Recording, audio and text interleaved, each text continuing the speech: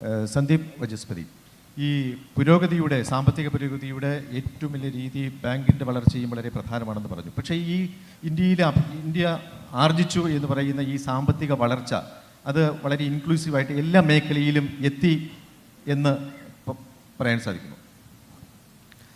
എല്ലാവർക്കും നമസ്കാരം. ശാരീരികമായ അല്പം അസൗകര്യമുള്ളതുകൊണ്ട് ക്ഷമിക്കണം, നല്ലൊരു പനിയാണ്.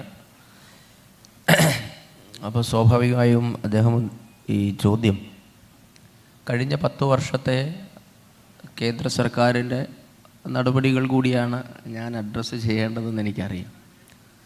അപ്പോൾ അത് പറയുന്നതിന് മുൻപ് ഞാൻ നിങ്ങളുടെ ശ്രദ്ധ ബ്രിട്ടനിൽ നിന്ന് പുറത്തിറങ്ങുന്ന ദ ഗാർഡിയൻ എന്ന് പറയുന്ന ദിനപത്രം 2014 മെയ് മാസം 18-ാം തീയതി എഴുതിയ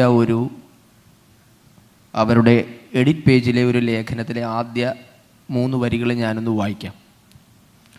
today 18th May 2014 may well go down in history as the day when Britain finally left India. Narendra Modi's victory in the elections mark the end of a long era in which the structures of power did not differ greatly from those through which Britain ruled the subcontinent. India under the Congress Party was in many ways a continuation of the British Raj by other means. എന്താണ് കഴിഞ്ഞ 10 വർഷത്തെ മാറ്റമെന്ന് ഈ 3 വാചകങ്ങളിലുണ്ട് എന്ന് ഞാൻ പ്രതീക്ഷിക്കുന്നു. ഇന്ത്യയുടെ കഴിഞ്ഞ 60 വർഷത്തെ ഭരണം ഒരു തരത്തിലല്ലെങ്കിൽ മറ്റൊരു തരത്തിൽ ബ്രിട്ടീഷ് രാജിൻ്റെ തുടർച്ച തന്നെയായിരുന്നു. നരേന്ദ്രമോദിയുടെ പ്രധാനമന്ത്രി പദം അല്ലെങ്കിൽ സ്ഥാനാരോഹണം സംഭവിച്ച മെയ് 18, അതായത് 2014 മെയ് 18 ബ്രിട്ടൻ അവസാനമായി ഇന്ത്യ വിട്ട ദിവസമെന്ന് രേഖപ്പെടുത്തും എന്നെഴുതിയത് ദ ഗാർഡിയൻ ദിനപത്രമാണ്. അപ്പോൾ ഇത് ഞാൻ സൂചിപ്പിച്ച ഏതെങ്കിലും ഒരു പൊളിറ്റിക്കൽ ആർഗ്യുമെൻറ്റിന് വേണ്ടിയിട്ടായിരുന്നില്ല, മറിച്ച് ഇന്ത്യയിലെ സിസ്റ്റം എങ്ങനെയാണ് റൺ ചെയ്തിരുന്നത് എന്ന് പറയുന്നതിന് വേണ്ടി മാത്രമാണ്. അതിനകത്ത് ഒരു പൊളിറ്റിക്കൽ ദുരുദ്ദേശവുമില്ല. കാരണം ഇന്ത്യയുടെ ഒരു സാമ്പത്തിക സ്ഥിതി അല്ലെങ്കിൽ ഇന്ത്യയുടെ ഒരു ബാങ്കിങ് സംവിധാനം, നമ്മൾ ജാതീയമായ അൺടച്ചബിലിറ്റിയെ പറ്റിയൊക്കെ നമ്മൾ പലപ്പോഴും പറയും. അതുപോലെ തന്നെ സാമ്പത്തികമായ ഒരു അൺടച്ചബിലിറ്റി ഇവിടെ ഉണ്ടായിരുന്നു എന്നതൊരു യാഥാർത്ഥ്യമാണ്. കാരണം നരേന്ദ്രമോദി അധികാരത്തിൽ വരുമ്പോൾ ഇന്ത്യയിലെ ഏകദേശം 58% ആൾക്കാർക്ക് ബാങ്ക് അക്കൗണ്ടുകൾ ഉണ്ടായിരുന്നില്ല. ഇതിനെ അഡ്രസ്സ് ചെയ്യാൻ എന്തുകൊണ്ടാണ് നമ്മുടെ ഭരണാധികാരികൾ തയ്യാറാകാതിരുന്നത് എന്നൊരു ചോദ്യമുണ്ട്. കാരണം എൻ്റെയൊക്കെ ചെറുപ്പത്തിൽ, ഇവിടെ ഇരിക്കുന്ന പലരുടെയും ചെറുപ്പത്തിൽ ഒരു ബാങ്കിൽ ഒരു അക്കൗണ്ട് വേണമെങ്കിൽ പെട്ടെന്ന് കിട്ടുമായിരുന്നോ? നിങ്ങളൊക്കെ ബാങ്കിങ് മേഖലയിൽ പ്രവർത്തിക്കുന്ന ആൾക്കാരാണ്, ഒരുപക്ഷെ ചെറുപ്പക്കാർക്ക് അറിയുമെന്നറിയില്ല. SBIയിലോ SBTയിലോ ഒരു ബാങ്ക് അക്കൗണ്ട് വേണമെങ്കിൽ ഒരാൾ നമ്മളെ റെക്കമെൻഡ് ചെയ്യേണ്ട ഒരു കാലഘട്ടം ഉണ്ടായിരുന്നു. ഓർമ്മയുള്ളവരുണ്ടാകും ഇവിടെ, അല്ലേ? അതേ ബാങ്കിൽ അക്കൗണ്ടുള്ള മറ്റൊരാളുടെ ശുപാർശ ഉണ്ടെങ്കിൽ മാത്രം ബാങ്ക് അക്കൗണ്ട് കിട്ടുന്ന ഒരു കാലം ഇന്ത്യക്കുണ്ടായിരുന്നു. ഇതിൻ്റെ പിന്നിൽ എന്താണ് എന്നതിനെപ്പറ്റി അല്ല നമ്മുടെ ചർച്ച, അതുകൊണ്ട് ഞാൻ അതിലേക്ക് സ്പർശിക്കുന്നില്ല. പക്ഷേ കുറേ ആൾക്കാരെ ബാങ്കിങ് സംവിധാനത്തിന് പുറത്തു നിർത്താനുള്ള ഒരു ആസൂത്രിതമോ അറിയാതെയോ സംഭവിച്ചതായ ഒരു നീക്കമുണ്ടായിരുന്നു എന്നത് യാഥാർത്ഥ്യമാണ്. നമുക്കറിയാം, ഇന്ദിരാഗാന്ധിയുടെ കാലഘട്ടത്തിൽ ഇവിടെ സാറ് പറഞ്ഞു, ദേശസാൽക്കരണം അടക്കമുള്ള വിപ്ലവകരമായ തീരുമാനങ്ങൾ എടുത്തത് തന്നെ ഇന്ത്യൻ ബാങ്കിങ് സെക്ടറിനെ വലിയ രീതിയിൽ സഹായിച്ചിട്ടുണ്ട് എന്നത് യാഥാർത്ഥ്യം. അത് വിസ്മരിച്ചുകൊണ്ടല്ല ഞാൻ പറയുന്നത്. പക്ഷേ ഇന്ത്യയിലെ സാധാരണ ജനങ്ങളെ ഇത്തരത്തിലുള്ള ബാങ്കിങ് സംവിധാനങ്ങളുടെ പുറത്തു നിർത്താൻ ഒരു കൂട്ടം ആൾക്കാർ ശ്രമിച്ചിരുന്നു.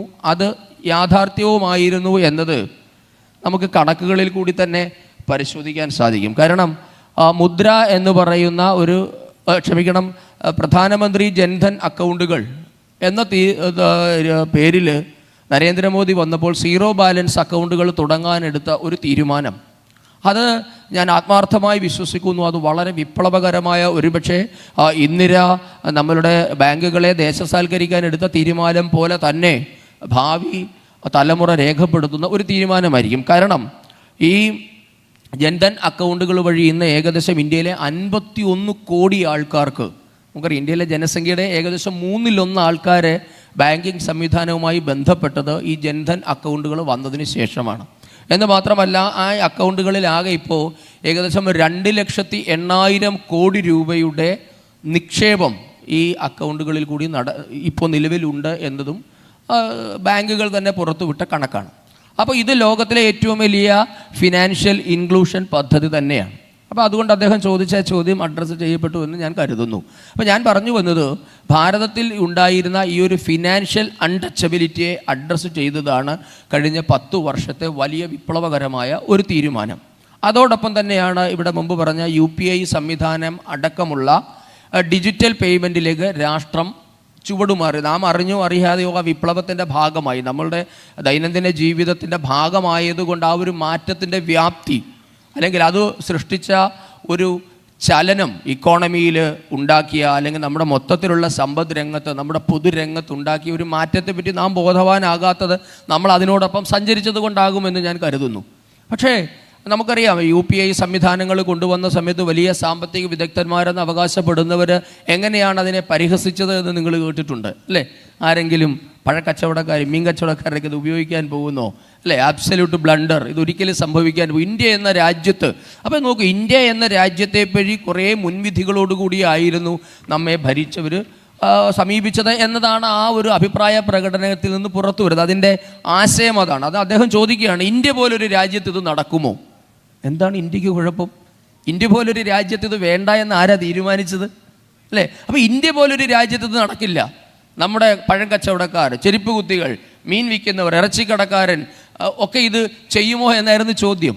ഇന്ന് ആ ചോദ്യം ചോദിച്ച ആൾ പോലും ഇതിൻ്റെ ഭാഗമായി സഞ്ചരിച്ചത് അദ്ദേഹം പോലും അറിഞ്ഞിട്ടുണ്ടാവില്ല. രാജ്യം മുഴുവൻ ഇതിലേക്ക് വരും. ലോകത്തിൽ നിന്ന് ഏറ്റവും കൂടുതൽ UPI ട്രാൻസാക്ഷൻ നടക്കുന്നത് ഭാരതത്തിലാണ്. എനിക്ക് തോന്നുന്നു പക്ഷേ അതിൻ്റെ കണക്ക് ആദികേശവൻ സാറിന് കൃത്യമായി പറയാൻ സാധിക്കുമെന്ന്. 2, 3, 4 യൂറോപ്യൻ രാജ്യങ്ങളിൽ ആകെ നടക്കുന്ന ഡിജിറ്റൽ ഇടപാടുകളേക്കാൾ വലിയ തോതിലാണ് ഇന്ത്യയിൽ നിന്ന് ഡിജിറ്റൽ ഇടപാടുകൾ നടക്കുന്നത്. അപ്പോൾ ഡിജിറ്റൽ ഇടപാടുകൾക്കുണ്ടായ നേട്ടത്തെപ്പറ്റി നിങ്ങളോട് ഞാൻ വിശദീകരിക്കേണ്ട ആവശ്യമില്ല. നിങ്ങളൊക്കെ അതിൻ്റെ ഗുണഭോക്താക്കളും അല്ലെങ്കിൽ അതിൻ്റെ ഇമ്പാക്റ്റ് അറിയുന്നവരുമാണ്. അതുകൊണ്ട് ഞാൻ അത് പറയുന്നില്ല. പക്ഷേ ഞാൻ പറയാൻ ഉദ്ദേശിച്ച അദ്ദേഹത്തിൻ്റെ ചോദ്യം ഇത് തന്നെയായിരുന്നു. അപ്പോൾ ഈ ഒരു സാമ്പത്തികമായ അൺടച്ചബിലിറ്റി ഇല്ലാതെയാക്കുക, സമൂഹത്തിൽ പാർശ്വവൽക്കരിക്കപ്പെടുന്നവർ അല്ലെങ്കിൽ നമ്മൾ അരികുകളിലേക്ക് ചേർത്ത് നിർത്തപ്പെട്ടവർ എന്നൊക്കെ വിശ്വസിച്ചിരുന്ന മുഴുവൻ ആൾക്കാരെയും ബാങ്കിങ് സംവിധാനത്തിലേക്ക് കൊണ്ടുവരിക. അതോടൊപ്പം തന്നെ ചേർത്ത് പറയേണ്ട മറ്റൊരു പരിപാടി കൂടിയായിരുന്നു ഡയറക്റ്റ് ബെനിഫിറ്റ് ട്രാൻസ്ഫർ. ഈ ഡയറക്റ്റ് ബെനിഫിറ്റ് ട്രാൻസ്ഫർ സ്വാഭാവികമായും നമ്മുടെ സരിൻ ഇവിടെയുണ്ട്, അദ്ദേഹം പറയുന്നത് UPI സർക്കാർ നടപ്പാക്കിയ പദ്ധതി തന്നെയായിരുന്നു. പക്ഷേ എന്തായിരുന്നു അതിൻ്റെ ഇഫക്റ്റ്? അതിൻ്റെ പ്രായോഗിക തലത്തിൽ അതൊരു മരിച്ച അവസ്ഥയിലായിരുന്നു. കാരണം എന്താ? ഡയറക്റ്റ് ബെനിഫിറ്റ് ട്രാൻസ്ഫർ എന്നുള്ള പദ്ധതിയുണ്ട്, പക്ഷേ അതിനുള്ള പ്രയോഗിക്കാനുള്ള അവസരമുണ്ടായില്ല. ആ പ്രയോഗിക്കാനുള്ള അവസരമുണ്ടായത് മോദി വന്ന് ഈ 50 കോടി ആൾക്കാർക്ക് ബാങ്ക് അക്കൗണ്ടുകൾ കൊടുത്തപ്പോഴാണ്. അപ്പോൾ ഇന്ന് നമ്മുടെ രാജ്യത്തെ ബെനിഫിറ്റുകൾ മുഴുവൻ നേരിട്ട് അക്കൗണ്ടുകളിൽ കിട്ടുന്നു. ഒരു കാര്യം കൂടെ പറഞ്ഞ് ഞാൻ അവസാനിപ്പിക്കാം. രാജീവ് ഗാന്ധിയുടെ ഭരണകാലത്ത് അന്നത്തെ ആസൂത്രണ കമ്മീഷൻ നടത്തിയൊരു പഠനം നിങ്ങളൊക്കെ ശ്രദ്ധിച്ചിട്ടുണ്ടാകും, നിങ്ങൾക്ക് അറിയുന്നുണ്ടാകാം. എങ്ങനെയാണ് ഇന്ത്യയിലെ പൊതുരംഗത്ത് 1 രൂപ ചെലവഴിക്കപ്പെടുന്നത്, അല്ലെങ്കിൽ കേന്ദ്ര സർക്കാർ 1 രൂപ ഈ രാജ്യത്തെ ജനത്തിനു വേണ്ടി മാറ്റിവെക്കുമ്പോൾ എത്ര രൂപ അർഹതപ്പെട്ടവൻ്റെ കൈകളിലേക്ക് കിട്ടുന്നു എന്നൊരു പഠനം നടത്തിയിരുന്നു. അത് BJP നടത്തിയതിൽ അന്നത്തെ കോൺഗ്രസിൻ്റെ തന്നെ ആസൂത്രണ കമ്മീഷൻ നടത്തിയ ഒരു പഠനമായിരുന്നു. ആ പഠനത്തിൽ കണ്ട് എത്തിയത് വലിയ ഞെട്ടിക്കുന്ന വിവരമായിരുന്നു. അതായത് ഇന്ത്യ ഗവൺമെൻറ് ഈ രാജ്യത്തെ ഒരു പൗരനു വേണ്ടി അല്ലെങ്കിൽ ഏതെങ്കിലും ഒരു പൊതു പദ്ധതിക്ക് വേണ്ടി 1 രൂപ ചെലവഴിക്കുമ്പോൾ അർഹതപ്പെട്ടവൻ്റെ കൈകളിലേക്ക് കിട്ടിക്കൊണ്ടിരുന്നത് കേവലം 13 പൈസയായിരുന്നു. 87%. നമുക്ക് വിശ്വസിക്കാൻ പറ്റുമോ? ഈ രാജ്യത്ത് നടന്ന അഴിമതിയുടെ തോതാണ്. 87% ഓഫ് മണി മിഡിൽമെൻ, രാഷ്ട്രീയക്കാർ, ഉദ്യോഗസ്ഥന്മാർ, കരാറുകാർ തുടങ്ങി ജനത്തിനും സർക്കാരിനും ഇടയ്ക്ക് ആരൊക്കെ നിൽക്കുന്നുണ്ടോ അവർ മുഴുവൻ മലയാളത്തിൽ പറഞ്ഞാൽ അടിച്ചു മാറ്റുന്ന ഒരു ഗതികെട്ട കാലം നമുക്കുണ്ടായിരുന്നു. എന്തായാലും ഇന്ന് തീർച്ചയായിട്ടും ഞാൻ കൺക്ലൂഡ് ചെയ്യുന്നു. അപ്പോൾ അതിനും ഒരു മാറ്റം കൊണ്ടുവരാൻ പറ്റി എന്നത് ഈ രാജ്യത്തെ മുഴുവൻ ജനങ്ങളെയും ഈ പറഞ്ഞതുപോലെ സാധാരണക്കാരിലേക്ക് എത്തപ്പെടാൻ സഹായിച്ചിട്ടുണ്ട് എന്നാണ് ഞാൻ വിശ്വസിക്കുന്നത്. സന്ദീപ് ജി, ഇപ്പം നമ്മൾ ഇപ്പോഴുള്ള മറ്റൊരു ആരോപണം എന്ന് പറയുന്നത് ഈ സർക്കാർ ഈ ബാങ്കിങ് മേഖലയിൽ ഏറ്റവും കൂടുതൽ ഇടപെടുന്നു, അതുപോലെ തന്നെ ഈ പബ്ലിക് സെക്ടർ ബാങ്കിനേക്കാൾ ഏറ്റവും കൂടുതൽ പ്രൈവറ്റ് ബാങ്കുകൾക്ക് ലൈസൻസ് കൊടുക്കുന്നു, അതിന് സർക്കാർ ഇടപെടുന്നു. ഞാൻ വളരെ കൗതുകത്തോടെ ഈ ചർച്ച കേൾക്കുകയായിരുന്നു. ഈ സംഘാടകർ ചെയർ അഡ്ജസ്റ്റ് ചെയ്തിരിക്കുന്നതിനെ മോദി വിരുദ്ധതയുടെ അനുസരിച്ചാണോ എന്ന് എനിക്ക് തോന്നിപ്പോയി. വലത്തോട്ട് ചോദിന്തോറും അത് ഇൻസൾട്ടാണോ അഭിമാനമാണെന്ന് അദ്ദേഹം തീരുമാനിച്ചു. യാദൃച്ഛികമായിട്ടങ്ങനെ വന്നതാണ്. അപ്പോൾ ഇവിടെ ബാങ്കിൻ്റെ ഓഫീസേഴ്സിൻ്റെ പ്രതിനിധി അദ്ദേഹം അണിഞ്ഞിരുന്ന മുഖംമൂടി നിഷ്പക്ഷതയുടേതാണ്. പക്ഷേ എങ്ങനെയോ അത് സുരാജ് വെഞ്ഞാറമൂട് പറഞ്ഞതുപോലെ എത്രയൊക്കെ വിനയം വാരിക്കോരി തേച്ചാലും ഉള്ളിലുള്ള ഫ്രാഡ് പുറത്തു വരുമെന്ന് പറഞ്ഞതുപോലെ എങ്ങനെയോ ആ മോദി വിരുദ്ധത പുറത്ത് ചാടി. അത് നന്നായി. അപ്പോൾ ഞാൻ സരിൻ പറഞ്ഞതിൽ തുടങ്ങുകയാണ്. സരിൻ പറഞ്ഞു ഞാൻ എന്തോ രാഷ്ട്രീയം പറഞ്ഞു. ഞാൻ അങ്ങനെ ഒരു രാഷ്ട്രീയവും പറയാൻ വേണ്ടി ക്രെഡിറ്റ് എടുക്കാൻ വേണ്ടി പറഞ്ഞ കാര്യമല്ല എന്ന ജാമ്യത്തിലായിരുന്നു ഞാൻ പറഞ്ഞു. അദ്ദേഹം അതിനെ രാഷ്ട്രീയത്തിലേക്ക് കൊണ്ടുപോയത് കൊണ്ട് എല്ലാവരും ഇപ്പോൾ രാഷ്ട്രീയമായി. അതുകൊണ്ട് ഇപ്പോൾ എനിക്കും രാഷ്ട്രീയം പറയാതിരിക്കാൻ നിർവാഹമില്ല. അപ്പോൾ നിങ്ങളുടെ ബാങ്കിൻ്റെ നേതാവ് പറഞ്ഞിടത്ത് തന്നെ തുടങ്ങാം. അദ്ദേഹത്തിനാണ് കൂടുതൽ. ഇപ്പം ഞാൻ വെച്ചാൽ അദ്ദേഹം ഈ ഫാക്ട്സ് ആൻഡ് ഫിഗേഴ്സ് പറയുന്ന ആളാണെന്ന് വിചാരിച്ച് ഞാൻ പേടിച്ചിരിക്കുകയായിരുന്നു. എനിക്കതിനെപ്പറ്റി വലിയ ധാരണയൊന്നുമില്ല. കാരണം ഞാൻ ഈ ഫിനാൻസിൻ്റെ കാര്യത്തിൽ വളരെ പുറകോട്ടാണ്. അദ്ദേഹം പറയുന്നതാണ് ഞാൻ പ്രതീക്ഷിച്ചത്. അപ്പോൾ അദ്ദേഹം പക്ഷെ പറഞ്ഞത് മുഴുവൻ മുമ്പ് ഞാൻ പറഞ്ഞുള്ള അദ്ദേഹത്തിൻ്റെ ഉള്ളിലുള്ള രാഷ്ട്രീയമായതുകൊണ്ട് ഞാൻ പറയാം. അദ്ദേഹം ഒന്ന് പറയുന്നത് ജൻധൻ അക്കൗണ്ട് തുറക്കാൻ എന്തോ കോഴിയെ മുട്ടയിടിക്കുന്ന പരിപാടി അല്ലേ എന്നൊക്കെ അദ്ദേഹം പറഞ്ഞു. അപ്പോൾ എനിക്ക് അദ്ദേഹത്തോട് പറയാനുള്ളത്, സർക്കാർ നടപ്പാക്കുന്ന പദ്ധതികൾ വിജയിപ്പിക്കേണ്ട ചുമതലയുള്ളവർ തന്നെയാണ് ഉദ്യോഗസ്ഥർ. അക്കാര്യത്തിൽ ഒരു സംശയവും താങ്കൾക്ക് വേണ്ട. സർക്കാർ ജൻധൻ അക്കൗണ്ട് തുറക്കണമെന്ന് പറഞ്ഞാൽ തുറക്കണം. അതിനാണ് ശമ്പളം തരുന്നത്. അതിനകത്ത് അല്ല, നിങ്ങളതെങ്ങനെ വേണേൽ വ്യാഖ്യാനിച്ചോളൂ. കമ്മ്യൂണിസ്റ്റുകാർക്ക് ഭീഷണി എന്നൊരു വാക്ക് മാത്രമേ അറിയുള്ളൂ. സർക്കാരിൻ്റെ നയം നടപ്പാക്കാനല്ലാതെ എന്തിനാണ് ഉദ്യോഗസ്ഥന്മാർ? ഇന്ത്യ മഹാരാജ്യത്ത് ഞാൻ എവിടെയും അവകാശപ്പെട്ടില്ല നരേന്ദ്രമോദിയാണ് സീറോ ബാലൻസ് അക്കൗണ്ട് തുടങ്ങിയതെന്ന്. ഞാൻ പറഞ്ഞില്ല. ഞാൻ പറഞ്ഞില്ല. ഞാൻ എൻ്റെ കണക്ക് മാത്രമാണ് പറഞ്ഞത്. സീറോ ബാങ്ക് അക്കൗണ്ടുകളുടെ കണക്കാണ് ഞാൻ പറഞ്ഞത്. ഏട്ടിലെ പശു പുല്ല് തിന്നില്ല എന്ന് പറഞ്ഞതുപോലെ ഇവിടെ കുറേ നിയമങ്ങളും കാര്യങ്ങളും ഉണ്ടായിരുന്നു. ആർക്ക് ഗുണം? നിങ്ങൾ 952 ആദ്യ തെരഞ്ഞെടുപ്പ് മുതൽ ഇന്ത്യൻ തെരഞ്ഞെടുപ്പ് രാഷ്ട്രീയത്തിൻ്റെ വലിയ മുദ്രാവാക്യമായിരുന്നു ഗരീബി ഹട്ടാവൂ അല്ലേ? എന്താ മല്ലികാർജ്ജുന ഖാർഗെ കഴിഞ്ഞ ആഴ്ച പറഞ്ഞത്? ഞങ്ങൾ അധികാരത്തിൽ വന്നാൽ 10 കിലോ അരി സൗജന്യമായിട്ട് കൊടുക്കുന്നു. ഇതാണ് ഗരീബി ഹട്ടാവോ മുദ്രാവാക്യത്തിൻ്റെ പ്രസക്തി. എന്ന് പറഞ്ഞതുപോലെ ഇവിടെ നിയമങ്ങൾ പലതും ഉണ്ടായിരുന്നു. നിങ്ങൾ ഇന്ദിരയുടെ കാലത്തോ നെഹ്റുവിൻ്റെ കാലത്തോ മൗണ്ട് ബാറ്റൻ്റെ കാലത്തോ ഒക്കെ സീറോ അക്കൗണ്ട് തുടങ്ങി ഇവിടെ എല്ലാവരെയും അങ്ങ് നന്നാക്കാനുള്ള നടപടികൾ ഉണ്ടായിരുന്നെങ്കിൽ എന്തുകൊണ്ട് നിങ്ങൾ ചെയ്തില്ല എന്നതാണ് ഞാൻ ചോദിച്ചത്. അപ്പം അതുകൊണ്ട് ജൻധൻ അക്കൗണ്ടുകൾ തുടങ്ങാൻ ബാങ്കിങ് സ്റ്റാഫിന് പ്രഷർ അനുഭവിക്കേണ്ടി വന്നു എന്നതൊക്കെ അദ്ദേഹം നരേന്ദ്രമോദിയുടെ എനിക്ക് തോന്നുന്നു എന്തോ ഒരു വലിയ കുറ്റമായിട്ടാണ് വ്യാഖ്യാനിക്കുന്നത്. എനിക്ക് മനസ്സിലാകുന്നില്ല അതെങ്ങനെയാണ് ഒരു ഉദ്യോഗസ്ഥന് പറയാം. സരിൻ പറഞ്ഞാൽ ഞാൻ മനസ്സിലാക്കാം. അപ്പുറത്തിരിക്കുന്ന ആൾ പറഞ്ഞാൽ അദ്ദേഹത്തിൻ്റെ പേര് ഗോപിനാഥ് ജി, അദ്ദേഹം പറഞ്ഞാൽ ഞാൻ മനസ്സിലാക്കാം. ഒരു ബാങ്ക് ഓഫീസർക്ക് എന്താണ് അതിൽ അസ്വാഭാവികത തോന്നിയത്? താങ്കൾ എന്താ വിചാരിച്ചത്? സർക്കാർ പറഞ്ഞാൽ ജൻധൻ അക്കൗണ്ട് തുടങ്ങാതെ ഫയൽ പൂഴ്ത്തി വെച്ച് ശമ്പളം മേടിക്കാമെന്ന് വിചാരിച്ചോ?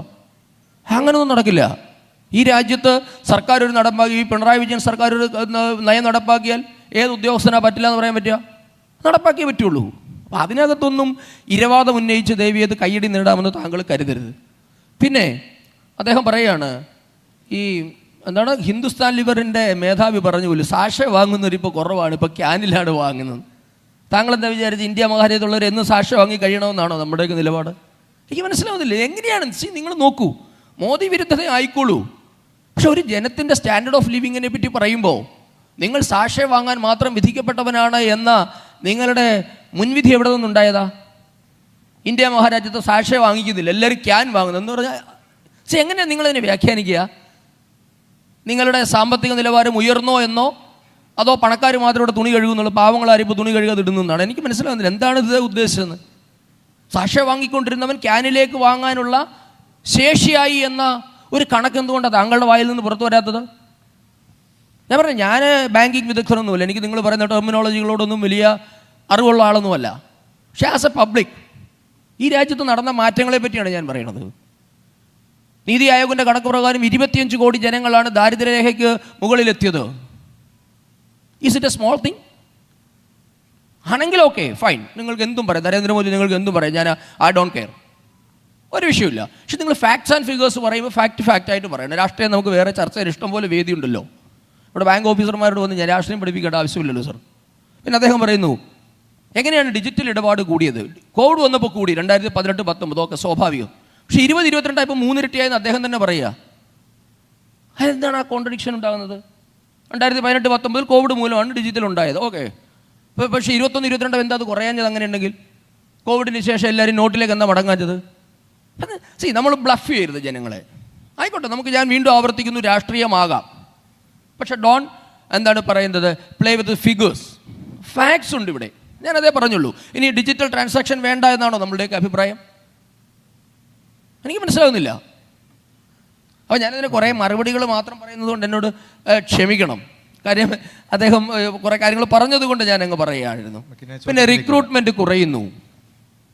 സർ, നിങ്ങൾ പരിശോധിച്ചു നോക്കൂ, ലോകത്ത് എന്താണ് പറയുക, നമ്മൾ ഈസ് ഓഫ് ഡൂയിങ് ബിസിനസ് എന്ന് പറയുന്നത് പോലെ ഇന്ന് എത്ര ശതമാനം ആൾക്കാരാണ് ബാങ്കിലേക്ക് വരുന്നത് നേരിട്ട് ട്രാൻസാക്ഷന്? നിങ്ങൾക്ക് അനുഭവം ഉണ്ടല്ലോ, ഞാൻ പറയേണ്ട ആവശ്യമില്ല. നിങ്ങൾക്ക് വന്നുകൊണ്ടിരുന്ന ഇൻഫ്ലോ, പബ്ലിക്കിൻ്റെ ഇൻഫ്ലോ ഇന്ന് ബാങ്കിലുണ്ടോ? ജനങ്ങൾ വരുന്നുണ്ടോ ബാങ്കിങ് സർവീസിന് വേണ്ടി നിങ്ങളുടെ ബാങ്കിലേക്ക് കൂടുതലായി? അതോ എണ്ണം കുറഞ്ഞോ? നിങ്ങൾ തന്നെ തീരുമാനിക്കുക. ആ എണ്ണം കുറയുമ്പോൾ ഇത്രയും സ്റ്റാഫ് സ്ട്രെങ്ത് വേണ്ടി വരുമോ? ലോകം മാറുകയാണ് സർ. നിങ്ങൾ ഉട്ടോപ്യൻ എല്ലാ കാലത്തും പബ്ലിക് സെക്ടറുകളാണ് രാജ്യത്തെ തീറ്റിപ്പോറ്റേണ്ടെന്നുള്ള നിലപാട് എന്തായാലും ഭാരതീയ ജനതാ പാർട്ടിക്കില്ല. നിങ്ങൾ രാഷ്ട്രീയം പറയുകയാണെങ്കിൽ ഞാനത് ഉറപ്പിച്ചു പറയുന്നു. പൊതുമേഖലാ സ്ഥാപനങ്ങൾ എന്ന് പറഞ്ഞാൽ എന്തോ വിശുദ്ധ പശുക്കളാണ് എന്ന അഭിപ്രായവും നമുക്കില്ല. എന്താണ് ഈ പൊതുമേഖലാ സ്ഥാപനങ്ങൾ കൊണ്ട് നിങ്ങൾ ഉദ്ദേശിക്കുന്നത്? വിറ്റഴിക്കൽ എന്ന് പറയുന്നുണ്ടല്ലോ. എന്താണ് വിറ്റഴിക്കൽ? നിങ്ങൾ നടത്തിക്കൊണ്ടിരിക്കുന്ന പൊതുമേഖലാ സ്ഥാപനങ്ങളുടെ അവസ്ഥ എന്താ? ഒരു വണ്ടി നന്നായിട്ട് ഓടിക്കാൻ പറ്റും. KSRTC മര്യാദയ്ക്ക് ശമ്പളം കൊടുത്ത് നിങ്ങൾ ആരോടാണ് സംസാരിക്കുന്നത്? എന്തായിരുന്നു എയർ ഇന്ത്യയുടെ അവസ്ഥ? ജനങ്ങളുടെ ലോകം പുരോഗമിക്കുന്നതനുസരിച്ച്, ജനങ്ങളുടെ ജീവിത നിലവാരം മാറുന്നതനുസരിച്ച് സർക്കാരിൻ്റെ ക്ലച്ചസിലല്ല. അത് സ്റ്റാലിൻ്റെ കാലത്തെ തിയറിയാണ്, റഷ്യൻ തിയറിയാണ്. അത് ഇന്ത്യൻ സാഹചര്യങ്ങൾക്ക് പറ്റില്ല എന്ന് ഉറച്ചു വിശ്വസിക്കുന്ന സാമ്പത്തിക ശാസ്ത്രത്തിൻ്റെ വക്താവാണ് ഞാൻ. അത് ഉറച്ചു പറയാൻ ഞങ്ങൾക്ക് എവിടെയും മടിയൊന്നുമില്ല. എല്ലാം ഗവൺമെൻറ്റിൻ്റെ കൺട്രോളിലായിരിക്കണം. ഞാൻ മുമ്പ് പറഞ്ഞില്ലേ, ബാങ്ക് അക്കൗണ്ട് തുടങ്ങണമെങ്കിൽ വേറൊരാൾ റെക്കമെൻഡ് ചെയ്യണം. എവിടുത്തെ നിയമമാണ് സർ? നിങ്ങൾക്കിവിടെ റേഡിയോ വേണമെങ്കിൽ ലൈസൻസ് വേണ്ടായിരുന്നോ? ചിന്തോ അറിയാ, വീട്ടിൽ ചെന്ന് അച്ഛനപ്പൂപ്പനുണ്ടോ ചോദിച്ചാൽ മതി. ബൈസൈക്കിൾ വേണമെങ്കിൽ ലൈസൻസ് വേണമായിരുന്നു, ബൈസൈക്കിൾ വാങ്ങണമെങ്കിൽ. മറന്നുപോയോ കാലഘട്ടമൊക്കെ? സർക്കാരിൻ്റെ പിടി അയഞ്ഞ് തന്നെയാണ് വരിക. ഇതെല്ലാം സർക്കാർ കൈയടക്കി വെച്ച് നിങ്ങളെ എല്ലാവരെയും പണിയെടുപ്പിച്ച് സർക്കാർ ഈക്വലി നിങ്ങൾക്ക് പ്രൊപ്പോർഷനായിട്ട് സമ്പത്ത് വിതരണം ചെയ്യുമെന്ന ഉട്ടോപ്യൻ സാമ്പത്തിക ശാസ്ത്രത്തിൽ നിങ്ങളെങ്കിലും വിശ്വസിക്കുന്നുണ്ടോ? അങ്ങനെയാണോ ലോകക്രമം മുൻപോട്ടേക്ക് പോകുന്നത്? ബിസിനസ് നടത്തുക എന്നുള്ളത് സർക്കാരിൻ്റെ നയമാണോ? നയവും നിയമം, പോളിസികൾ ആവിഷ്കരിക്കുക എന്നതും മാത്രമാണ് ഭരണകൂടങ്ങളുടെ കടമ. കള്ളുവിക്കലല്ല ഭരണകൂടത്തിൻ്റെ കടമ, ലോട്ടറി വിക്കലല്ല ഭരണകൂടത്തിൻ്റെ കടമ. അപ്പം നിങ്ങൾക്ക് ജനങ്ങളുടെ ജീവനും സ്വത്തിനും സുരക്ഷ ഒരുക്കുക, അവൻ ഈസ് ഓഫ് ലിവിങ്ങും കൂട്ടുക, അതിനാവശ്യമായ നയപരിപാടികൾ ആവിഷ്കരിക്കുക. ഞാൻ പറഞ്ഞില്ല, വീണ്ടും ഞാൻ പറയുന്നത് പൊളിറ്റിക്കലായി പറയുന്നതല്ല, ഇതാണ് റിയാലിറ്റി. നിങ്ങൾക്ക് എന്നെ എതിർക്കാൻ എന്തും പറയാം. ഓക്കെ, നമുക്ക് ആ ചോദ്യത്തിലേക്ക് ലെറ്റ് മീ കൺക്ലൂഡ്. ഇവരെല്ലാവരും പറഞ്ഞല്ലോ, ഞാനിവിടെ ഒരു കേൾവിക്കാരനും. Let me conclude. ഇവിടെ അങ്ങോട്ടിരുന്ന് മുഴുവൻ ആൾക്കാരും പറഞ്ഞതിന് കുറേ മറുപടി പറയണ്ടേ, ഞാൻ ഒറ്റയ്ക്കല്ലേ ഉള്ളൂ. അപ്പോൾ അതുകൊണ്ട് സർക്കാരിൻ്റെ നയം ബിസിനസ് നടത്തി ജനങ്ങളുടെ എല്ലാം സ്പൂൺ ഫീഡിങ് നടത്തുകയാണ് എന്ന് ഭാരതീയ ജനതാ പാർട്ടി എങ്കിലും വിശ്വസിക്കുന്നില്ല, സരിൻ്റെ പാർട്ടിയും അത് വിശ്വസിക്കുന്നില്ല എന്ന് തന്നെ ഞാൻ മനസ്സിലാക്കുന്നു. അങ്ങനെ ആയിരുന്നില്ല, അങ്ങനെയല്ല നമ്മൾ, അങ്ങനെ ഉണ്ടായിരുന്നു. He rightly Z. മൻമോഹൻ സിംഗിൻ്റെ കാലഘട്ടത്തിലല്ല, നരസിംഹറാവുവിൻ്റെ കാലഘട്ടത്തിൽ. അദ്ദേഹം ആ പേര് മനഃപൂർവ്വം വിഴുങ്ങിയതാണോ എന്ന് എനിക്ക് സംശയമുണ്ട്. കാര്യം കോൺഗ്രസ് നേതൃത്വത്തിന് റാവുവിനോട് വലിയ താല്പര്യം ഉണ്ടായിരുന്നില്ല. അതുകൊണ്ട് മൻമോഹൻ സിംഗിനെ ആട്രിബ്യൂട്ട് ചെയ്തിട്ട് പോയിക്കോട്ടെ, നമുക്ക് ഇഷ്ടമാണ്. റാവു ആയാലും മൻമോഹൻ സിംഗ് ആയാലും തീർച്ചയായും ഇന്ത്യൻ സമ്പദ് വ്യവസ്ഥയെ ശക്തിപ്പെടുത്തി എന്ന് തന്നെ വിശ്വസിക്കുന്നു. കാര്യം ഞാനും അതിൻ്റെ ഗുണഭോക്താവാണ്. ഈ ഇരിക്കുന്ന നിങ്ങൾ ഓരോരുത്തരും ഗുണഭോക്താവാണ്. ഇന്ത്യൻ മാർക്കറ്റ് ഓപ്പൺ ചെയ്തതിൻ്റെ, മത്സരാധിഷ്ഠിതമായ കമ്പോളക്രമത്തിലേക്ക് നാട് പോയതിൻ്റെ ഗുണഭോക്താക്കളാണ് നമ്മളെല്ലാവരും. അല്ല, നിങ്ങൾക്ക് പറയാൻ പറ്റില്ല. നരേന്ദ്രമോദി സർക്കാർ വന്നിട്ട് ഈ രാജ്യത്തെ ഒരു പൊതുമേഖലാ സ്ഥാപനത്തിൽ നിന്ന് ആരെയും പിരിച്ചു വിട്ടിട്ടില്ല. പക്ഷേ ഇൻ ഫ്യൂച്ചർ ഇങ്ങനെ ആയിരിക്കില്ല ബാങ്കിങ് സംവിധാനം, നിങ്ങൾക്ക് എല്ലാവർക്കും അറിയാം. 10, 20, 25 പേരെ നടത്തിക്കൊണ്ടിരുന്ന ഒരു ബ്രാഞ്ചിൽ ഇന്നൊരു ബ്രാഞ്ച് നടത്താൻ 2, 3 ആൾക്കാരുടെ ആവശ്യമേ ഉള്ളൂ, അല്ലേ? പക്ഷേ ഇതിലേക്ക് നാട് പോവുകയാണ്. നമുക്ക് രാഷ്ട്രീയ കയ്യടിക്ക് വേണ്ടി പറയുമെങ്കിലും റിയാലിറ്റി ഇത് തന്നെയാണ്. ഇൻ ഫ്യൂച്ചർ ഇതിലേക്ക് തന്നെ പോകും. പിന്നെ CPMൻ്റെ CITUവിൻ്റെ പ്രതിനിധി പറഞ്ഞതിന് ആദികേശവൻ സാർ മറുപടി പറഞ്ഞെങ്കിൽ ഞാൻ ചോദിക്കുകയാണ്, യോനോ ആപ്പ് വഴി രാമജന്മഭൂമിയുടെ പിരിവ് നടത്തിയെന്നൊക്കെ അദ്ദേഹം പറഞ്ഞത് ഇരിക്കട്ടെ. എങ്കിലും ബാങ്ക് ഓഫീസർമാരുടെ മുൻപിൽ വന്ന് ബാങ്ക് കടം എഴുതി തള്ളുന്നു എന്ന് വീണ്ടും പറയാനുള്ള ധൈര്യത്തെ ഞാൻ നമിക്കുകയാണ്. അദ്ദേഹം ചാനൽ ചർച്ചകളിലൊക്കെ ആണെങ്കിൽ ഞങ്ങളിപ്പോൾ സാധാരണക്കാരാണ്, നിങ്ങളിപ്പോൾ അങ്ങനെയല്ല, നല്ല ബാങ്ക് ഓഫീസർമാരാണ്. എന്താണ് റൈറ്റ് ഓഫും വേവ് ഓഫും തമ്മിലുള്ള വ്യത്യാസവും എങ്ങനെയാണ് ബാങ്കിൻ്റെ സാങ്കേതിക ക്രമങ്ങളെന്ന് അറിയുന്ന നിങ്ങളുടെ മുൻപിൽ ഞാൻ റൈറ്റ് ഓഫ് എന്ന് പറയുന്ന ബ്ലണ്ടർ പറയാൻ ഞാൻ താല്പര്യപ്പെടുന്നില്ല എന്ന് പറഞ്ഞുകൊള്ളട്ടെ. ദെൻ വീടിന് കാവ്യ അടിക്കണമെന്ന് അദ്ദേഹം എവിടെ പറഞ്ഞു, എവിടെയാണെന്ന് എനിക്ക് മനസ്സിലായിട്ട്. പണ്ട് ലക്ഷദ്വീപിൽ എന്തോ മരത്തിന് കാവ്യ അടിച്ചു എന്ന് പറഞ്ഞിട്ട് ഇവിടെ കുടിയും പിടിച്ചു പോയ പാർട്ടികളാണ്. അതുകൊണ്ട് അദ്ദേഹം പറയുന്നതിനെ ആ മുഖവിലേക്ക് ഞാൻ എടുക്കുന്നുള്ളൂ. ദെൻ എന്താണ് കുറേ കൊണ്ട് എഴുതി വെച്ചു. അപ്പോൾ പിന്നെ സരിനൊക്കെ പറഞ്ഞ കാര്യങ്ങളാണ്. ഇവിടെ എവിടെയാണ് ഫിനാൻഷ്യൽ ഇൻക്ലൂസീവ്നെസ് ഇല്ലാതെ നരേന്ദ്രമോദി സർക്കാർ പെരുമാറിയത്? നിങ്ങൾ പറയൂ. ഈ നോട്ട് നിരോധനത്തിൻ്റെ കാര്യം ഞാൻ ഒളിച്ചോടിയൊന്നുമില്ല കേട്ടോ. നോട്ട് നിരോധനത്തെ പറ്റി ചർച്ച ചെയ്യാൻ തന്നെ ഞാൻ തയ്യാറുമാണ്. നോട്ട് നിരോധനം പരാജയമാണെന്നൊന്നും ഒരു സാമ്പത്തിക വിദഗ്ധനോ ഒരാളുമോ പറയുന്നില്ല. നോട്ട് നിരോധനത്തിൻ്റെ ആഫ്റ്റർ ഇഫക്റ്റ് എന്തൊക്കെയായിരുന്നു നിങ്ങൾ ലോങ് റണ്ണിൽ നമ്മൾ അനുഭവിച്ചുകൊണ്ടിരിക്കുന്നതല്ലേ? അല്ലാതെ നോട്ട് നിരോധനത്തിന് ശേഷം 500 രൂപ എന്താണ് ക്യൂ നിൽക്കാൻ പോയ വൃദ്ധൻ വണ്ടി ഇടിച്ചു മരിച്ചു എന്ന് പണ്ട് മലയാള മനോരമ റിപ്പോർട്ട് ചെയ്ത് ഞാൻ വായിച്ചതാണ്. അങ്ങനെയൊക്കെയുള്ള വിമർശനങ്ങളാണെങ്കിൽ സ്റ്റിൽ നോട്ട് നിരോധനം ഒരു ഫെയിലിയറാണ് കേട്ടോ. കാര്യം നോട്ട് വാങ്ങാൻ വേണ്ടി ബാങ്കിലേക്ക് പോകുന്ന വൃദ്ധൻ വണ്ടി ഇടിച്ചു മരിച്ചു, അത് നരേന്ദ്രമോദിയുടെ കുഴപ്പമാണെങ്കിൽ നോട്ട് നിരോധനം is A complete failure. I accept it. Otherwise നിങ്ങൾക്കൊരു ഫിനാൻഷ്യൽ എക്സ്പേർട്സ് എന്ന നിലയിൽ നിങ്ങൾ സ്വന്തം മനസാക്ഷിയോട് ചോദിച്ച് പറയുമെന്ന് ഞാൻ മനസ്സിലാക്കുന്നില്ല. വേണമെങ്കിൽ വാദത്തിന് വേണ്ടി നമുക്ക് വാദിക്കാൻ വേണ്ടി പറയാം. പക്ഷേ നോട്ട് നിരോധനത്തിന് ഇന്ത്യൻ സമ്പദ് വ്യവസ്ഥയിൽ എന്ത് ഇമ്പാക്റ്റ് ഉണ്ടാക്കിയെന്നും അതിൻ്റെ ഇംപ്ലിക്കേഷൻസ് എന്താണെന്ന് കൃത്യമായി അറിയുന്നവരാണ് നിങ്ങളൊക്കെ.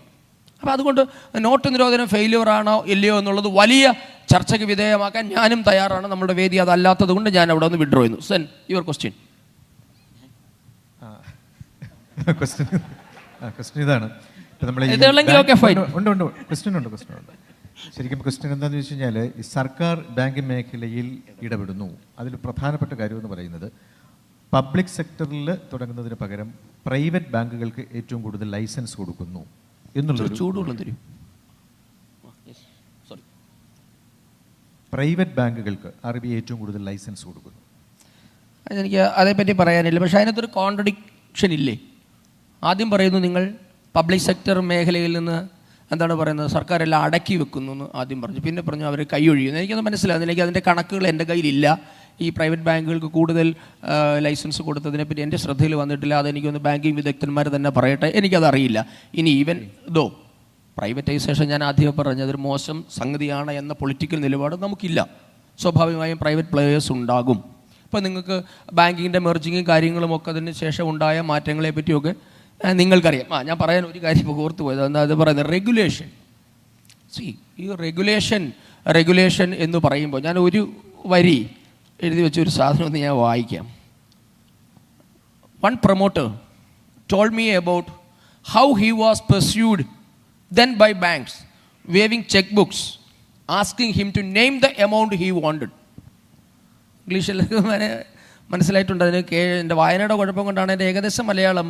എന്നോടൊരു ബിസിനസ്സുകാരനായ പ്രൊമോട്ടർ പറയുകയാണ്, ബാങ്കിൽ ചെന്നപ്പോൾ ചെക്ക് ബുക്ക് എടുത്ത് കാണിച്ചിട്ട് ബാങ്ക് പറഞ്ഞു, നിങ്ങൾ പറയേണ്ട എമൗണ്ട് എഴുതിക്കോ, ഞാനത് അനുവദിച്ചു തരാം എന്ന് പറഞ്ഞു എന്നാണ് എൻ്റെ ഏകദേശം മലയാളം. ഇത് സെപ്റ്റംബർ 11, 2018 അന്നത്തെ പാർലമെൻറ്റ് കമ്മിറ്റിക്ക് മുൻപാകെ Lok Sabha committee on estimate committee എന്ന് പറയുന്ന കമ്മിറ്റി ഉണ്ട് പാർലമെൻറ്റിൻ്റെ. ആ കമ്മിറ്റി 30 അംഗ കമ്മിറ്റിയാണ്. ആ കമ്മിറ്റിക്ക് മുൻപാകെ അന്നത്തെ RBI ഗവർണറായിരുന്ന രഘുറാം രാജൻ കൊടുത്ത മൊഴിയുടെ ഒരു വാക്കാണ് ഞാൻ വായിച്ചത്. എങ്ങനെയാണ് UPA സർക്കാരിൻ്റെ കാലഘട്ടത്തിൽ അൺനെസസറി ലോൺസ് ഇഷ്യൂ ചെയ്തത്, എങ്ങനെയാണ് ബാഡ് ലോൺസ് എന്നാണ് അദ്ദേഹം ഉപയോഗിച്ച വാക്ക്, അല്ലേ സാർ? ബാഡ് ലോൺ, അങ്ങനെ എനിക്ക് തോന്നുന്നു, അങ്ങനെ എന്തോ ഒരു വാക്കാണ്. ഇത്തരം അനാവശ്യമായ രാഷ്ട്രീയ സമ്മർദ്ദങ്ങൾക്ക് വഴങ്ങി എങ്ങനെയാണ് ബാങ്കിങ് സെക്ടറിനെ കൊണ്ടുപോയത് എന്നതിന് ലോക്സഭ എസ്റ്റിമേറ്റ് കമ്മിറ്റിക്ക് മുൻപാകെ രഘുറാം രാജൻ കൊടുത്ത വാചകമാണ് ഞാൻ ഇത് BJP-കാരൻ്റെ സൃഷ്ടിയൊന്നുമല്ല കേട്ടോ, ദൈവം അങ്ങനെ കരുതരുത്. ഇതായിരുന്നു ഇന്ത്യയുടെ ബാങ്കിങ് രംഗത്തെ ഒരു അവസ്ഥ. പിന്നെ ബാങ്കുകളുടെ ഇതും കൂടെ പറഞ്ഞിട്ട് ഞാൻ അവസാനിപ്പിക്കുകയാണ്. ബാങ്കിൻ്റെ ലാഭം, അല്ലേ? ഇവിടെ ബാങ്കിൻ്റെ ലാഭത്തെ പറ്റി പറയുന്നുണ്ട്. ഈ ബാങ്കുകളെല്ലാം പൊതുമേഖലാ ബാങ്കുകൾ മുഴുവൻ നഷ്ടത്തിലായിരുന്നു എന്ന തരത്തിൽ ഇവിടെ ആരോ പറയുന്നുണ്ട്. അതായത് കഥാപ്രസംഗം എഴുതിയ ബുക്ക് കണ്ടില്ലെന്ന് പറഞ്ഞ പോലെ എഴുതി വെച്ചത് കാണുന്നില്ല. അതെ, പബ്ലിക് സെക്ടർ ബാങ്കിൻ്റെ പ്രോഫിറ്റ് ഈ ഇന്നത്തെ പത്രത്തിലുണ്ട്. ആ വാർത്ത ഞാൻ ഇങ്ങോട്ട് വരുമ്പോൾ ട്രെയിനിൽ വായിച്ചതാണ്. 1.4 ലക്ഷം കോടി രൂപയാണ് ഇന്ത്യയിലെ പബ്ലിക് സെക്ടറുകളുടെ ലാഭം. അതിൽ ഏറ്റവും കൂടുതൽ 40% SBIഡിയിലാണ്. സ്വാഭാവികം, they are the main players. അതുകൊണ്ട് 35% വളർച്ചയാണ് ഇന്ത്യൻ ബാങ്കിങ് രംഗത്ത് ഈ കഴിഞ്ഞ കാലയളവിൽ ഉണ്ടായത് എന്ന് ഇന്നത്തെ ലാഭവിഹിതം കൊടുത്തുകൊണ്ട് പുറത്തു വരുന്നത്. അപ്പോൾ അതുകൊണ്ട് കഴിഞ്ഞ 10 വർഷം കൊണ്ട് ബാങ്കിങ് രംഗം തളർന്നോ വളർന്നോ എന്നത് ഞാൻ നിങ്ങളുടെ ചിന്തയ്ക്ക് വിടുന്നു, നിങ്ങളുടെ അനുഭവത്തിന് വിടുന്നു. അവകാശവാദങ്ങൾ ഒന്നുമില്ല. ഒരു മിനിറ്റ് മറുപടി ഉണ്ടെങ്കിൽ ശ്രീനാഥ്, അത് കഴിഞ്ഞിട്ട് അവസാനം. ഓക്കെ, അദ്ദേഹം അവസാനം പറയും. അവസാനിപ്പിക്കാം. ഇവരെല്ലാവരും പറഞ്ഞതിന് മറുപടി പറയണമെന്ന് ഞാൻ ഇങ്ങനെ ആലോചിച്ചുകൊണ്ടിരിക്കുകയായിരുന്നു. ചുരുങ്ങിയ വാക്കുകളിൽ പറഞ്ഞാൽ നന്നായിരുന്നു. ഇത് ഓപ്പർച്യൂണിറ്റി എന്ന് പറയുമ്പോൾ ആദ്യം എൻ്റെ ഓപ്പർച്യൂണിറ്റി ആണല്ലോ, അതിനെ വിനിയോഗിച്ചിട്ടാണല്ലോ ബാങ്കിൻ്റെ ഓപ്പർച്യൂണിറ്റിയെ പറ്റി പറയാൻ. അപ്പോൾ ഇവിടെ സരിൻ ചോദിക്കുന്നുണ്ട് നവംബർ 8 എന്താ ആഘോഷിക്കാത്തതെന്ന്. അപ്പോൾ രാജ്യത്ത് ഈ പറഞ്ഞ കുറേ ആൾക്കാർ വിലപിക്കുന്നുണ്ടല്ലോ, അവരെ കുത്തി നോവിക്കാൻ താല്പര്യമില്ലാത്തതുകൊണ്ടാണെന്ന് ഇപ്പം മനസ്സിലാക്കുക. നമുക്ക് ഭാവിയിൽ അത് ആഘോഷിക്കാം. അപ്പോൾ ഞാനിങ്ങനെ കൗതുകത്തോടെ കേൾക്കരുത് എന്താണ് RSSൻ്റെ പേര് വരാത്തതെന്ന്. കാര്യം ഈ 3 പാനലിസ്റ്റുകൾ ഇരുന്നിട്ട് ഇത് എപ്പോൾ വരും ഞാനിങ്ങനെ ആശങ്ക പിടിക്കും. അതിൽ സരിൻ തന്നെ അത് കറക്റ്റ് സമയത്ത് എടുത്തിട്ടു, ഗാന്ധിയെ വെടിവെച്ച് കൊന്നതെന്ന്. അത് സരിനെ പോലെ ഒരാൾ ഈ വേദിയിൽ അത് ഉന്നയിച്ചതിനെ ഞാൻ ആക്ച്വലി ഐ ഫീൽ പിറ്റി. കാരണം അത് ഗാന്ധി കൊല്ലപ്പെടുമ്പോൾ RSSO BJP ഇന്ത്യയിൽ ഒരു ഫോഴ്സേ ആയിരുന്നില്ല, അവരടക്കി ഭരിച്ച കാലമായിരുന്നു. എന്നിട്ട് പോലും റിപ്പീറ്റഡ് ആയിട്ടുള്ള നിരവധി എൻക്വയറി കമ്മീഷൻസ് ഉണ്ടായിട്ടും RSSനെ ഫ്രെയിം ചെയ്യാനോ നെയിം ചെയ്യാനോ സാധിച്ചിരുന്നില്ല എന്നൊരു ഫാക്റ്റ് നിലനിൽക്കുക. വീണ്ടും അത് ആട്രിബ്യൂട്ട് ചെയ്യുന്നത് ദാറ്റ് ഈസ് നോട്ട് ഫെയർ എന്ന് മാത്രം ഞാൻ അതേപ്പറ്റി പറയും. പിന്നെ പട്ടേലിനെ പറ്റി പറഞ്ഞ് പട്ടേലിനെ BJP ഏറ്റെടുത്തതിനെ പറ്റി പറയണം. അപ്പോൾ നിങ്ങൾ VP മേനോൻ എന്ന് പറയുന്നൊരു മലയാളിയുണ്ട്, പക്ഷേ സരിനറിയാം, സരിൻ്റെ നാട്ടുകാരൻ കൂടിയാണ്, പാലക്കാട്ടു നിന്ന്. അദ്ദേഹം എഴുതിയൊരു അദ്ദേഹത്തിൻ്റെ ലൈഫ് സ്റ്റോറിയിൽ പറയുന്നുണ്ട്, പട്ടേൽ മരിച്ചപ്പോൾ PMOയിൽ നിന്ന് ഒരു ഉത്തരവ് വന്നു. പട്ടേലിൻ്റെ ആഭ്യന്തരമന്ത്രിയാണെന്ന് ഓർക്കണം. അദ്ദേഹത്തിൻ്റെ മൃതദേഹം കാണാൻ പോകുന്ന ഒരു ഗവൺമെൻറ് സ്റ്റാഫിനും ലീവില്ല എന്ന ഉത്തരവ്. ഈ പട്ടേലിൻ്റെ പ്രേമം ഇറ്റ്സ് 100% ഫാക്ചർ. നോ, ഞാൻ എവിടെയും പ്രൂവ് ചെയ്യാൻ തയ്യാറാണ്. VP മേനോൻ അദ്ദേഹത്തിൻ്റെ പേഴ്സണൽ ഇൻട്രസ്റ്റ് എടുത്ത് ആഭ്യന്തര മന്ത്രാലയത്തിലെ സ്റ്റാഫിന് ലീവ് അനുവദിച്ചു. പോകേണ്ടവർക്ക് ഓൺ പോക്കറ്റിൽ നിന്ന് പണം കൊടുത്ത് ടിക്കറ്റ് എടുത്ത് പട്ടേലിനെ കാണാൻ അനുവദിച്ച ഒരു ചരിത്രം കൂടി ഇന്ത്യക്കുണ്ട്, അത് മറന്നു പോകരുത്. അതുകൊണ്ട് അപ്പോൾ പട്ടേലിൻ്റെ പ്രേമം വലുതായിട്ട് പറയേണ്ടതില്ല. ദെൻ ഈ ഏതോ ഒരു സുഹൃത്ത് പറഞ്ഞു ദില്ലിയിൽ വീടില്ലാത്തവരുടെ കാര്യം പറഞ്ഞു. ഓക്കെ ഫൈൻ, നമുക്കറിയാം ഇപ്പോഴും നമ്മളെങ്ങും എത്തിയിട്ടില്ല. ഇതൊന്നും അബ്സല്യൂട്ട് അവകാശവാദങ്ങളൊന്നും അല്ല കേട്ടോ, ഇതൊക്കെ ജസ്റ്റ് കമ്പാരിസൺസ് ആണ്. ഇന്ദിരാ ആവാസ് യോജന നമ്മുടെ രാജ്യത്ത് നടപ്പാക്കിയിട്ട് ഓൾമോസ്റ്റ് 30 ഇയേഴ്സായി. പാവപ്പെട്ടവർക്ക് വീട് കൊടുക്കുന്ന പദ്ധതി തന്നെയായിരുന്നു. 30 വർഷം കൊണ്ട് 3.2 കോടി ആൾക്കാർക്കാണ് വീട് കൊടുത്തത്. നരേന്ദ്രമോദി 10 വർഷം കൊണ്ട് 3.7 കോടി ആൾക്കാർക്ക് വീട് കൊടുത്തു. That's it. അപ്പം ഇനിയും നമുക്കറിയാം ഭവനരഹിതർ ധാരാളമുണ്ട്. ഞാൻ അതുകൊണ്ട് ആ വിഷയത്തിലേക്കൊന്നും കടക്കുന്നില്ല, നമ്മുടെ അതൊന്നും വിഷയമല്ലാത്തതുകൊണ്ട്. പിന്നെ ഇവിടെ പറഞ്ഞ ചില കാര്യങ്ങൾ, തൊഴിലില്ലായ്മ എന്നൊക്കെ പറയുമ്പോൾ അത് വളരെ പെരിഫറി ആയിട്ടുള്ള ആരോപണങ്ങൾ മാത്രമാണ്. നിങ്ങൾക്ക് ടാക്സ് പേയേഴ്സിൻ്റെ എണ്ണം 2013-14 3.6 കോടിയായിരുന്നെങ്കിൽ 23-24 അത് 8.18 കോടിയായിട്ട് ഇൻക്രീസ് ചെയ്തു. EPFൻ്റെ അക്കൗണ്ടുകൾ 167% വർദ്ധിച്ചത്.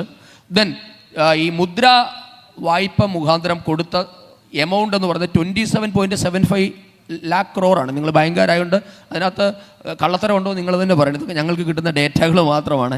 അങ്ങനെ വരുമ്പോൾ 47 കോടി ആൾക്കാർ സ്വയം തൊഴിൽ തുടങ്ങി എന്നാണ് കണക്ക്.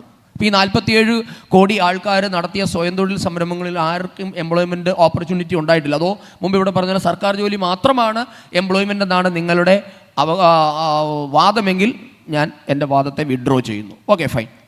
ദെൻ ഈ എന്താണ് പറയുന്നത്, അദ്ദേഹത്തിൻ്റെ ഇടതുപക്ഷത്തിൻ്റെ പ്രതി പറഞ്ഞില്ലേ, സ്വാഭാവികമായും മിനിമം ഗവൺമെൻറ് മാക്സിമം ഗവേണൻസ്, ഇതൊരു നയം തന്നെയായിരുന്നു നരേന്ദ്രമോദി സർക്കാരിൻ്റെ അതുമായി ബന്ധപ്പെട്ട കാര്യങ്ങൾ നടപ്പാക്കുന്നത്. അദ്ദേഹം ചോദിക്കുന്നുണ്ടായിരുന്നു 25 കോടി ആൾക്കാരെ ദാരിദ്ര്യരേഖയിൽ നിന്ന് മേളിൽ കയറ്റി എന്നുള്ളത് ആര് പറഞ്ഞു എന്ന്. എന്നിട്ട് അദ്ദേഹം തന്നെ അതിനെ കോൺട്രഡിക്റ്റ് ചെയ്തു, ഇതേതോ തട്ടിപ്പ് കുട്ടിയുണ്ട്. അപ്പോൾ റിപ്പോർട്ടുണ്ടെന്ന് അദ്ദേഹം സമ്മതിച്ചു. ആ റിപ്പോർട്ട് നീതി ആയോഗിൻ്റെ റിപ്പോർട്ടാണ്. ആ റിപ്പോർട്ടിൽ പറഞ്ഞ ഫിഗറിൽ അല്പം കുഴപ്പമുണ്ട്. 25 കോടിയില്ല, 24.82 കോടിയേ ഉള്ളൂ. അപ്പോൾ അതിനകത്തൊരു ചെറിയ ലക്ഷങ്ങളുടെ വ്യത്യാസമുണ്ട്, അതിന് എന്നോട് ക്ഷമിക്കുക. 24.8 കോടി ആൾക്കാർ കഴിഞ്ഞ 10 വർഷം കൊണ്ട് ദാരിദ്ര്യരേഖയിൽ നിന്ന് മുക്തരായി എന്നുള്ളത് നീതി ആയോഗിൻ്റെ കണക്കാണ്. അതുകൊണ്ട് ഇവിടെ നിന്ന് പിന്നെ ഹാപ്പി ഇൻഡെക്സ്, പോവർട്ടി ഇൻഡെക്സ് എന്നൊക്കെ പറഞ്ഞതൊക്കെ നിങ്ങൾ നോക്കൂ, ഹാപ്പി ഇൻഡെക്സ് നമ്മളെക്കാട്ടിൽ മുകളിലുള്ള രാജ്യമാണ് പാകിസ്ഥാൻ. പോവർട്ടി ഇൻഡെക്സിൽ നമ്മളെക്കാട്ടിൽ മുകളിലാണ് പാകിസ്ഥാൻ്റെ സ്ഥാനം. ഹാപ്പി ഇൻഡെക്സ് നമ്മളെക്കാട്ടിൽ കൂടുതലാണ് ബംഗ്ലാദേശിൻ്റെ സ്ഥാനം. അപ്പോൾ അതിൻ്റെയൊക്കെ കാര്യങ്ങൾ അവിടെ നിൽക്കട്ടെ. ഈ ഓസ്കർ അവാർഡ് കൊടുക്കുമ്പം അത് മറ്റേ ഒരു പ്രൈവറ്റ് ഏജൻസിയാണ്, അക്കാദമി ഓഫ് മോഷൻ പിക്ചേഴ്സാണ് ഓസ്കർ കൊടുക്കുന്നത് എന്ന് മനസ്സിലാക്കുമ്പോൾ അതിനകത്ത് വലിയ മഹത്വമില്ല എന്ന് നമുക്ക് മനസ്സിലാവും. എന്ന് പറഞ്ഞതുപോലെയാണ് ഈ ഇൻഡെക്സുകൾ തയ്യാറാക്കുന്ന കമ്പനികളുടെ ആരാണിത് തയ്യാറാക്കുന്നത്, ആരുടെ റിപ്പോർട്ടാണ് എന്നുകൂടി മനസ്സിലാക്കുമ്പോൾ ഇതിനകത്തൊക്കെയുള്ള അതിനോടുള്ള ഒരു അഭിനിവേശം ഉണ്ടല്ലോ.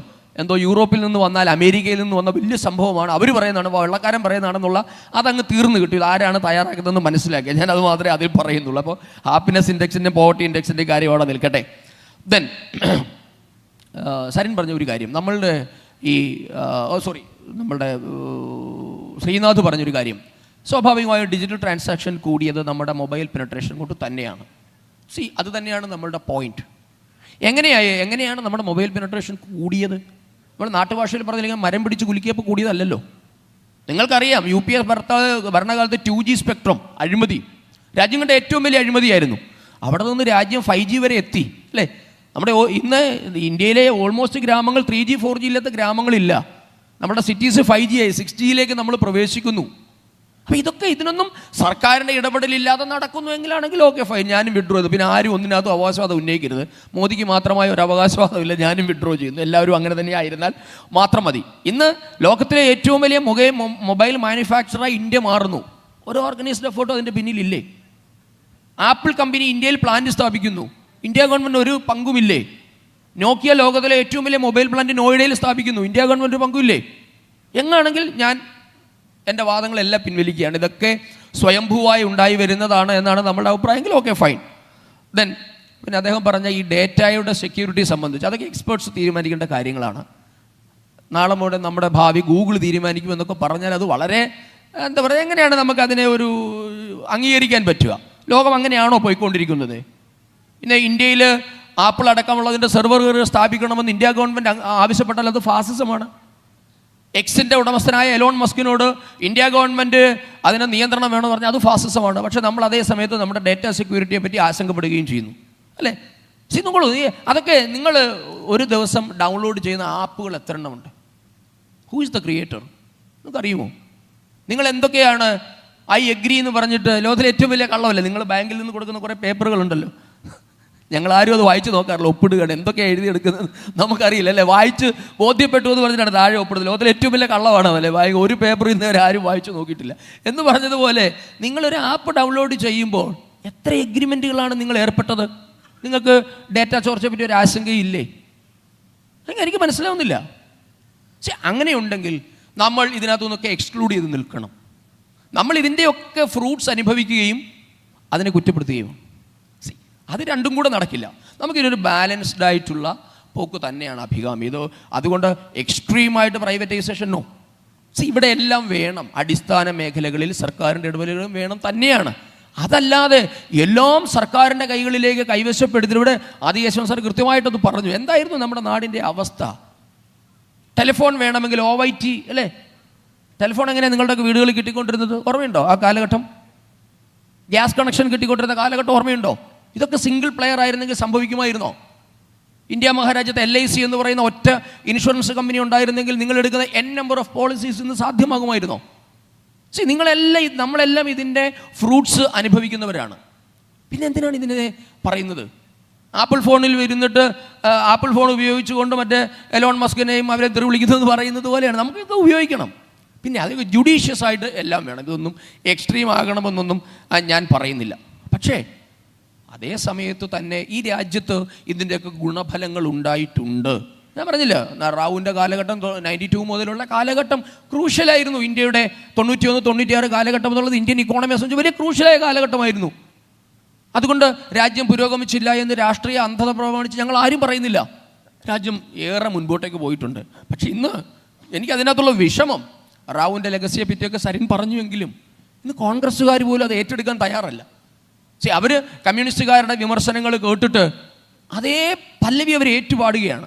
അവരാണ് ഇതിൻ്റെ പിതാക്കന്മാർ എന്ന് ആർജവത്തോടെ നട്ടല് നിവർത്തി അത് സ്വീകരിക്കാൻ അവർക്കിത് പറ്റുന്നില്ല. ഈ ഗ്ലോബലൈസേഷൻ കൊണ്ടുവന്നത് കോൺഗ്രസ് സർക്കാരിൻ്റെ ക്രൂഷ്യൽ തീരുമാനമായിരുന്നു. അതുകൊണ്ട് നമുക്ക് എല്ലാവർക്കും ഗുണം കിട്ടിയവരാണ്. നമ്മൾ എന്തിനാണ് നന്ദികേട് കാണിക്കുന്നത്? പക്ഷെ ഇത് കോൺഗ്രസ്സുകാർക്ക് പോലും അത് നിവർന്നു നിന്ന് പറയാൻ പറ്റുന്നില്ല. ഞാൻ അതിനെയാണ് ലെഗസിയുടെ കാര്യം പറഞ്ഞത്. റാവുവിൻ്റെ ലെഗസി അദ്ദേഹം ഏറ്റെടുക്കുന്നുണ്ടെങ്കിൽ ഫൈൻ.